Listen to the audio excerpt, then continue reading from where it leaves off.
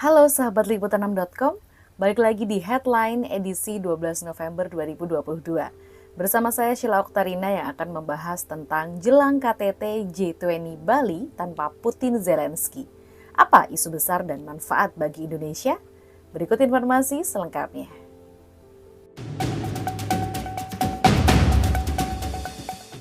Tanpa bintang utama Vladimir Putin dan Volodymyr Zelensky, KTT G20 Bali akan digelar pada 15-16 November 2022. Absennya Presiden Rusia dan Presiden Ukraina yang tengah berperang itu diyakini tidak akan mempengaruhi kesuksesan KTT G20 di Bali. Menurut keterangan Kementerian Luar Negeri Republik Indonesia, pemerintah Indonesia hingga saat ini telah menerima konfirmasi kehadiran langsung 17 pemimpin G20 pada saat KTT. Dengan total kehadiran para pemimpin termasuk Presiden Republik Indonesia Joko Widodo adalah 36 orang dari total 41 peserta. Pakar hubungan internasional dan pendiri Synergy Policies, Dina Praptora Harja menilai ketidakhadiran Putin dan Zelensky di KTT G20 menunjukkan keduanya belum siap untuk hadir di meja perundingan damai. Padahal, apabila Putin dan Zelensky hadir bisa membantu mencari solusi bagi ekonomi global yang bergejolak akibat pendekatan militer dan sanksi. Fakta bahwa Presiden Rusia dan Ukraina tak hadir menandakan pendekatan militer masih menjadi pilihan di antara kedua negara. Bahkan pakar hubungan internasional Universitas Gadjah Mada Nur Rahmat Yuliantoro mengakui bahwa kehadiran Vladimir Putin membuat KTT G20 Bali kurang optimal.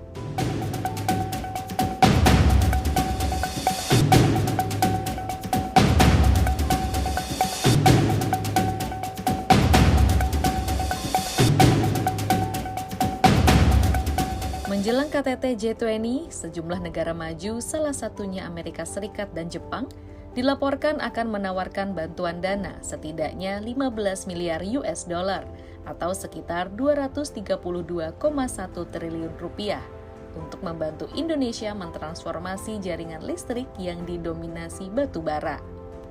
Kementerian Koordinator Bidang Kemaritiman dan Investasi Luhut Binsar Panjaitan mengonfirmasi rincian kesepakatan program pendanaan Kemitraan Transisi Energi Internasional yang Adil atau Just Energy Transition Partnership akan diumumkan pada 15 November 2022 saat KTT G20 Bali, setelah pembicaraan antara Presiden Amerika Serikat Joe Biden dan Presiden Jokowi.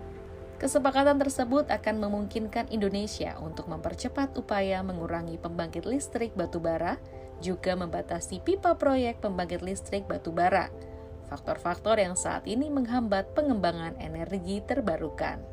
Menteri BUMN Erick Thohir mengungkapkan bahwa Indonesia yang merupakan negara ekonomi terbesar di Asia Tenggara akan membutuhkan biaya sekitar 600 miliar US dollar untuk menghentikan pembangkitan batubara.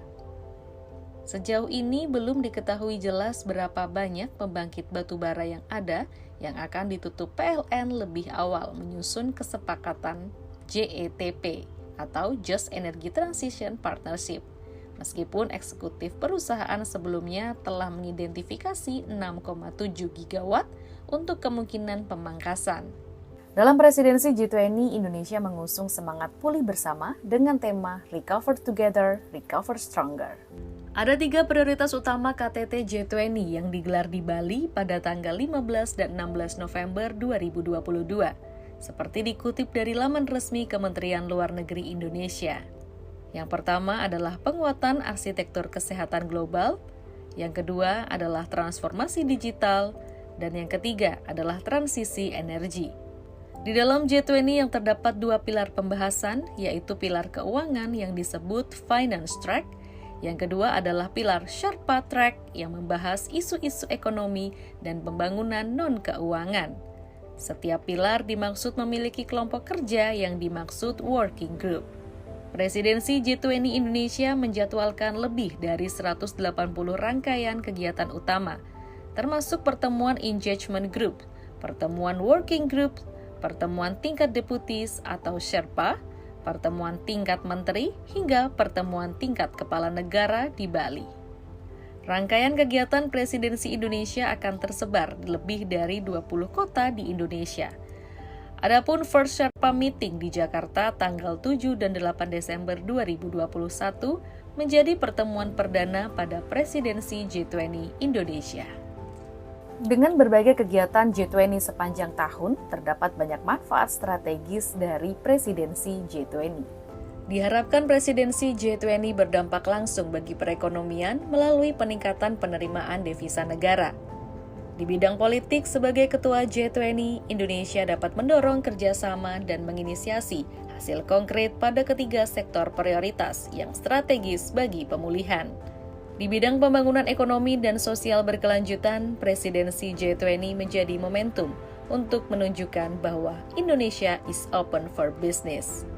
Peneliti Center of Food, Energy, and Sustainable Development Institute for Development of Economics and Finance, Denny Yuwarta mengatakan, momentum presidensi G20 Indonesia bisa menjadi jembatan perdamaian dan meredam konflik antar Rusia dan Ukraina sehingga dapat memperlancar rantai pasok global.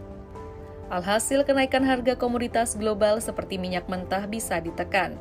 Presidensi G20 juga bisa diarahkan untuk membujuk negara-negara produsen minyak global yang tergabung dalam organisasi negara-negara pengekspor minyak supaya dapat meningkatkan produksinya. Manfaat lainnya dengan menjadi presidensi G20 bagi Indonesia, menurut Menteri Keuangan Sri Mulyani, adalah dapat membangkitkan pengembangan infrastruktur berkelanjutan pasca pandemi. Sekian headline liputan 6.com hari ini, dan saya Sheila Oktarina pamit undur diri. Sampai jumpa.